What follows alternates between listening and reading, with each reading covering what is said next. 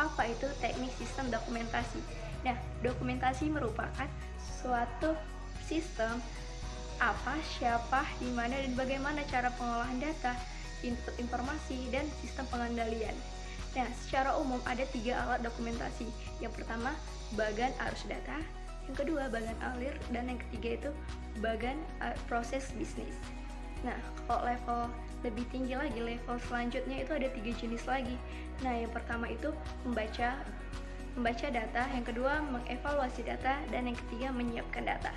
Nama saya Sin Lestari. Di sini saya akan menjelaskan tentang alat-alat dokumentasi. Nah, alat dokumentasi di sini ada 3. Yang pertama, diagram arus data.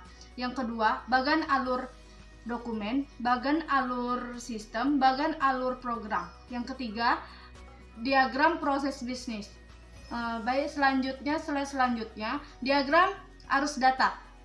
Diagram arus data menjelaskan arus data dalam organisasi secara grafis. Diagram ini menggunakan 4 simbol untuk mempresentasikan elemen dasar, yaitu sumber dan tujuan data, arus data, proses transformasi, dan penyimpanan data. Baik, selanjutnya akan dibacakan teman saya, Nisa. Kepada Nisa saya persilahkan.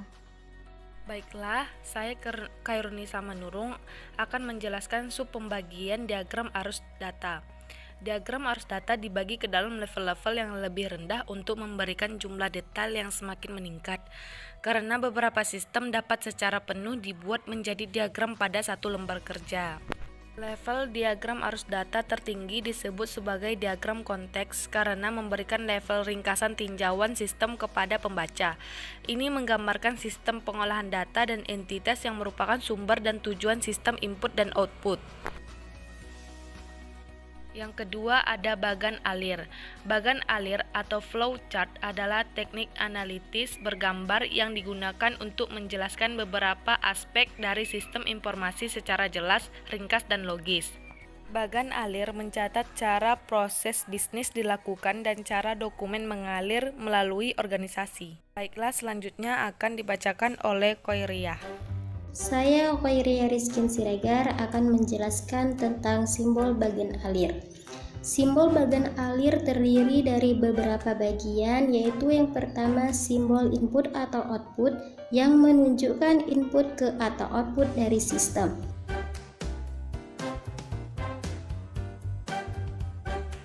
Yang kedua, simbol pemrosesan yang menunjukkan pengolahan data baik secara elektronik atau dengan tangan.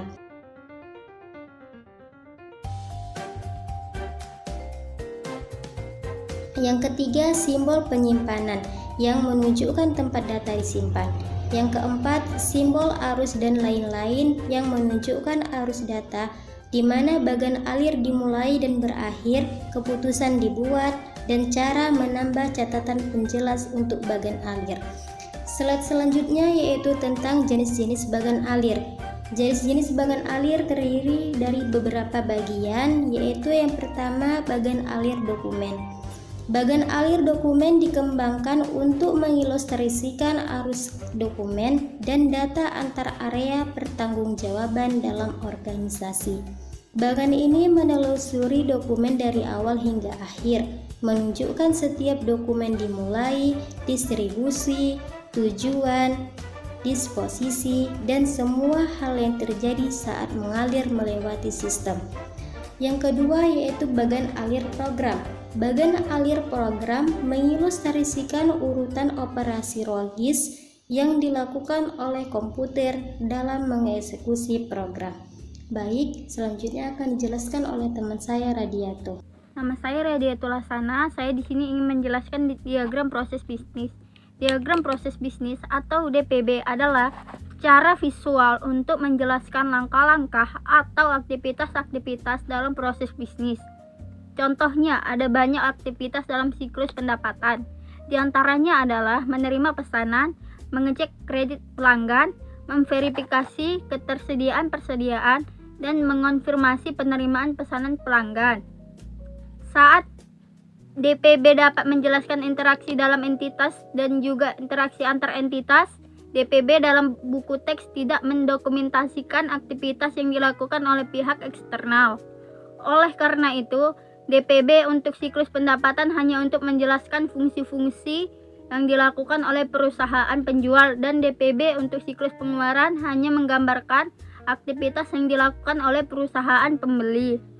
Demikianlah hasil presentasi kami, lebih dan kurangnya kami mohon maaf. Sekian dan terima kasih. Assalamualaikum warahmatullahi wabarakatuh.